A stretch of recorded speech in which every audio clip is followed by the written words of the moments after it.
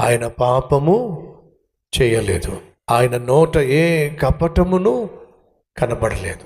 Yes, is the best example. ఆయన best person, ఆయన best preacher. కాబట్టి మనం క్రీస్తునే వెంబడించే ఆత్మీయులుగా, తన బిడ్డలుగా ఉండాలి అని దేవుడు ఆశిస్తున్నాడు. సంగమా, మీరు ఏది ఆత్మీయ జీవితంలో ఏది చేసినా, ప్రార్థన చేసినా, ప్రభువును స్తుతించినా, పలకరించినా, ఎందుకని కల్వరి టెంపుల్లో షలోం అని మనం ఒకరినొకరు పలకరిస్తాం? అది వాక్యానుసారం. యేసుక్రీస్తు తన శిష్యులను చూసి మీకు సమాధానము కలుగునుగాక, దాన్ని షార్ట్ ఫామ్లో ఏమన్నారంటే షలోం. యూదులు ఒకరిని ఒకరు కలుసుకున్నప్పుడు ఒకరిని ఒకరు పలకరిస్తూ ఉంటారు. ఎలా? షలోం.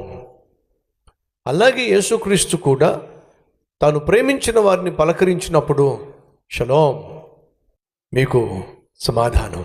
క్రీస్తునే వెంబడించాలి అని ఆశించే ఒక క్రైస్తవునిగా, సేవకునిగా మన కల్వరి టెంపుల్లో సాధ్యమైనంత వరకు వాక్యాన్నే అన్ని కార్యాల్లో, అన్ని పరిచర్యల్లో ఖచ్చితంగా మనం చూస్తాం.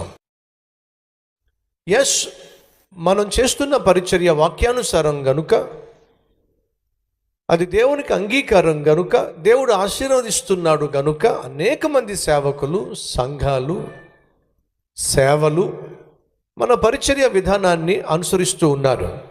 ఎందుకయ్యా అంటే మనం వాక్యాన్ని అనుసరిస్తున్నాం గనుక వారు ఇది వాక్యానుసారమైన సేవ అని చెప్పి మన పరిచర్యను చూసి అనుసరిస్తూ ఉన్నారు.